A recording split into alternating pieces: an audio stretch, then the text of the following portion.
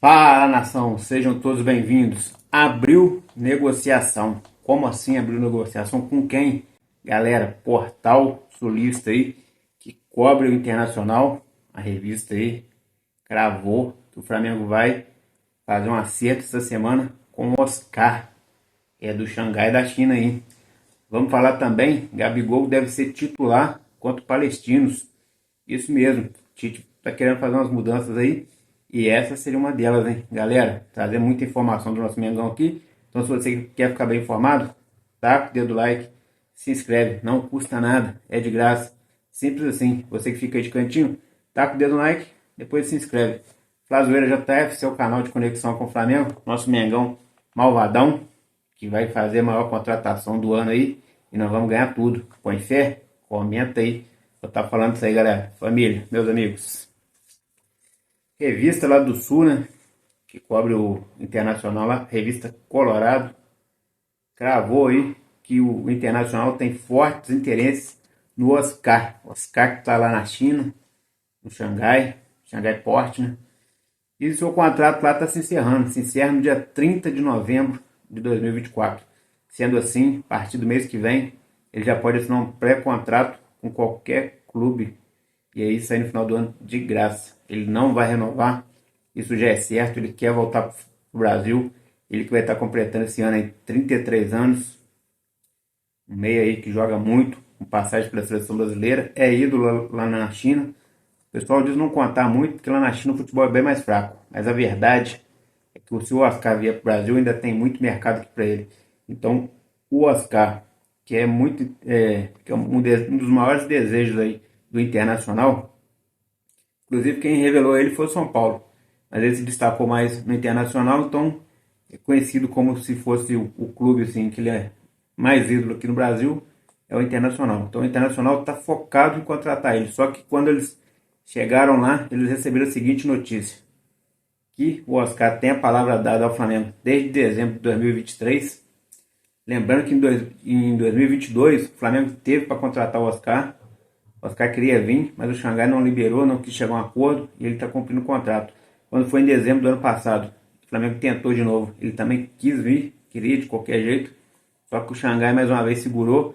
Mas agora, final de contrato, não tem jeito. Então, o Flamengo vai investir nele aí, segundo a revista Colorado, né? O Flamengo chega já para assinar um pré-contrato nesses próximos dias, até essa semana ainda, hein? Essa semana.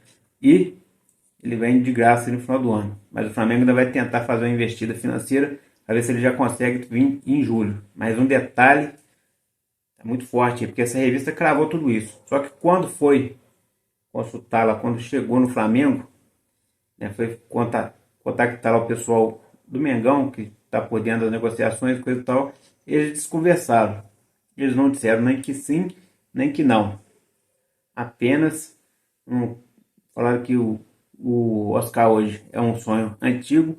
É muito difícil a negociação com o Oscar. Essa é uma verdade, né? Uma negociação muito difícil, porque o salário dele lá hoje é de 10 milhões de reais. No Brasil, que ninguém paga mais de 2 milhões a jogador algum. Então, para ele vir jogar no Flamengo, o Flamengo teria que chegar a um acordo com ele para que ele reduzisse o salário para 2 milhões.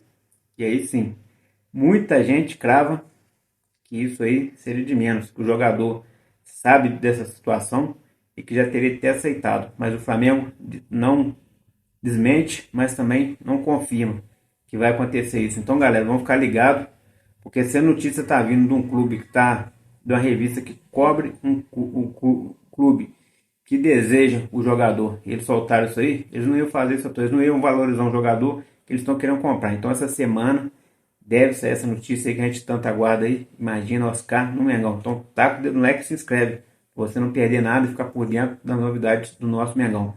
Mudando da água pro vinho aí, Gabigol, galera. Gabigol deve ser titular contra o Palestinos. Tudo isso aí porque a sequência do Pedro não tem sido boa e parece que o cansaço está falando mais alto, que o desgaste físico está falando mais alto. Então o Tite pode poupar o Pedro e colocar o Gabigol. Agora, outro detalhe aí, será que o Gabigol aguentaria jogar os dois tempos? Já que tinha mais de 2 meses aí que não jogava, entrou aí 40 minutos da última partida, não foi bem, mas o Tite está com essa expectativa aí de colocar ele para jogar. Lembrando que o Flamengo já está no Chile, já está no solo lá treinando, né? Enquanto é isso, o jogo de terça-feira, o jogo de amanhã, o Flamengo pretende chegar e arrepiar. O time tem que voltar a vencer, galera, porque a sequência é boa, são 25 jogos, 4 empates e apenas 2 derrotas. Só que as 2 derrotas, os empates aconteceram agora no final. Então isso aí trouxe uma situação nova e ruim, né, do Flamengo, porque imagina, se você pegar agora o retrospecto de 15 dias para cá, é muito ruim, é derrota e empate. Então teve uma vitória, mas uma vitória magra, contra um time muito fraco, time de terceira ou quarta divisão, né, que é o Amazonas, que é um time bem fraco, está subindo agora para a Série B. Mas se você vê um time novo, promissor, mas é bem fraco comparado aí com o Flamengo. Então, essa vitória aí calcula uma derrota. Então, o Flamengo vem de péssimos resultados aí, mas vai em busca de vencer do Palestino. Tem que vencer. No mínimo, um empate, mas o ideal é vencer para poder estar se aproximando da classificação para as oitavas aí da Libertadores, que a gente sabe que o Flamengo esse ano tem um timaço, tem um técnico bom, mas o time desandou do nada. Então a gente tem que ficar aí esperto nisso tudo aí, para ver o que vai dar, né? Lembrando também que muita gente está dizendo aí que o Bruno Henrique vai tomar uma punição pelo que falou dos árbitros pós o jogo do Flamengo contra o Red Bull Bragantino. Até o presente momento não existe nada de punição, tá? Tá liberado para tudo. Não, não tem nem denúncia contra ele. Ele nem falou nada demais. Ele falou uma realidade que aconteceu. Inclusive, depois que vazou, né, que eles divulgaram o áudio lá do VAR, só veio a comprovar o que o Bruno Henrique falou. Os árbitros ficaram indecisos na situação do De La Cruz lá. O De La Cruz tropeça com o jogador e depois o jogador é expulso. Seriam dado ali antes, né, o empurrão do De La Cruz, mas na verdade não teve nada disso. Então, o próprio árbitro de vídeo lá ficou indeciso. Depois teve a situação do Luiz Araújo, que foi derrubado dentro da área lá. Isso aí também seria pênalti. Todos os árbitros cravaram pênalti. O VAR chamou a atenção que era pênalti, mas o árbitro ignorou e o jogo prosseguiu normalmente. E o nosso Flamengo foi lesionado, foi lesado. O Flamengo foi operado, na verdade, porque tiraram a vitória do nosso Flamengo com um pênalti àquela altura ali. Se o Flamengo faz, era a vitória certa. E o Flamengo precisando do resultado. Inclusive, né, na coletiva lá, Marcos Braz e Bruno Espírito marretaram a imprensa aí, falaram tudo, jogaram um monte de M no ventilador, falaram bastante e o Tite foi até poupado de falar aí, segundo eles, porque o Tite estava muito nervoso. Mas a verdade é que se o Tite fosse para a entrevista, ele ia ser fritado pelos repórteres, porque primeiro ele divulgou uma escalação, depois quando foi começar o jogo, o time estava todo perdido, estava fora de tempo, fora de sincronia, os jogadores estavam fora de posição. O 4-4-2 que ele tinha lançado virou 4-3-3, com o Gerson fazendo a função de ponta, que atrapalhou demais a equipe.